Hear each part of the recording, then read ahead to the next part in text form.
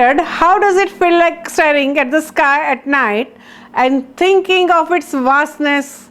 How does it feel like watching the huge clusters of the stars with huge planets much bigger than our Earth, all packed in a single system which we call our solar system?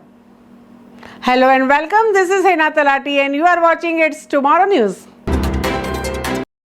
What is it called the solar system? There are many planetary systems like ours in the universe with the planets orbiting a host star. Our planetary system is called the solar system because we use the word solar to describe things related to our star after the Latin word for sun, solis.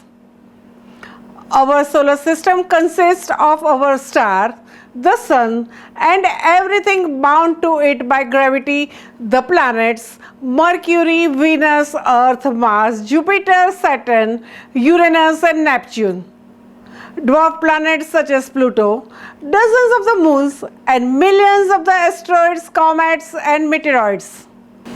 Beyond our own solar system, we have discovered thousands of the planetary systems orbiting other stars in the Milky Way. Beyond our own solar system, there are more planets than the stars in the night sky. So far, we have discovered thousands of the planetary systems orbiting other stars in the Milky Way, with more planets being found. Most of the hundreds of the billions of the stars in our galaxy are thought to have planets of their own, and the Milky Way is but one of the perhaps 100 billion galaxies in the universe. While our planet is in some ways a mere speck in the vast cosmos, we have a lot of common out there, and it seems that we live in a universe packed with the planets, a web of countless stars accompanied by families of objects, perhaps some with life on the Earth. Our solar system extends much farther than the 8 planets that orbit the Sun. The solar system also includes Kuiper belt that lies past Neptune's orbit. This is a sparsely occupied ring of the icy bodies, almost all smaller than the most popular Kuiper belt object, dwarf planet Pluto. How was it formed? The Sun and the planets formed together 4.6 billion years ago from the cloud of the gas and dust called the solar nebula. A shock wave from the nearby supernova explosion probably initiated the collapse of the solar nebula. The Sun formed in a center and the planets formed in the thin disk orbiting around it. In a similar manner, moons formed orbiting the gas giant planets. Comets condensed in the outer solar system, and many of them were thrown out to great distances by the close gravitational encounters with the giant planets. At the center, gravity pulled more and more material in. Eventually, the pressure in the core was so great that the hydrogen atoms began to combine and form helium, releasing a tremendous amount of energy.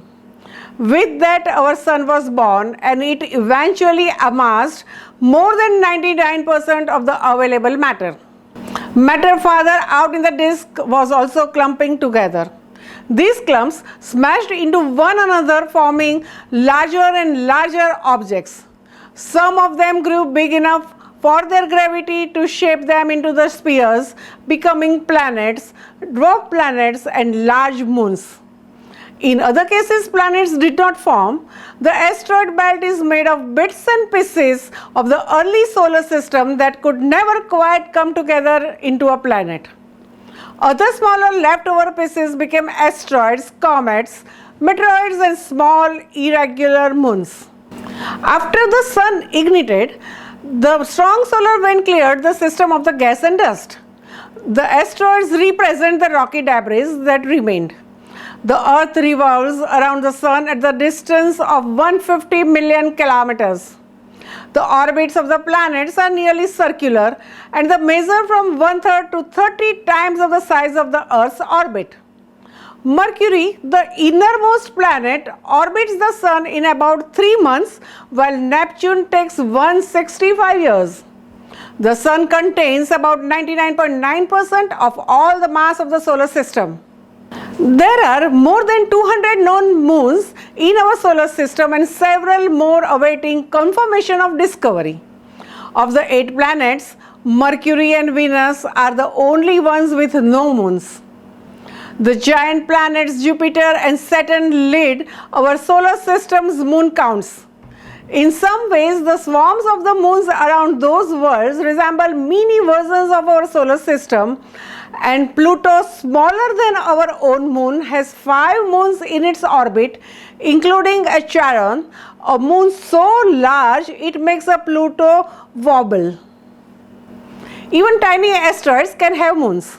In 2017, the scientists found asteroids 3122 Florence had 2 tiny moons. The order and the arrangement of the planets and other bodies in our solar system is due to the way the solar system formed. Nearest to the Sun, only rocky material could withstand the heat when the solar system was young. For this reason, the first 4 planets, Mercury, Venus, Earth and Mars, are terrestrial planets. They are all small with solid rocky surfaces. Meanwhile, materials we are used to seeing as ice, liquid or gas settle in outer regions of the young solar system. Gravity pulled these materials together, and that is where we find gas giants Jupiter and Saturn and the ice giants Uranus and Neptune. That's all for now. For more news updates, stay tuned with us. It's Tomorrow News. For more global weather updates and documentaries like this, subscribe our channel and hit the bell icon for regular updates.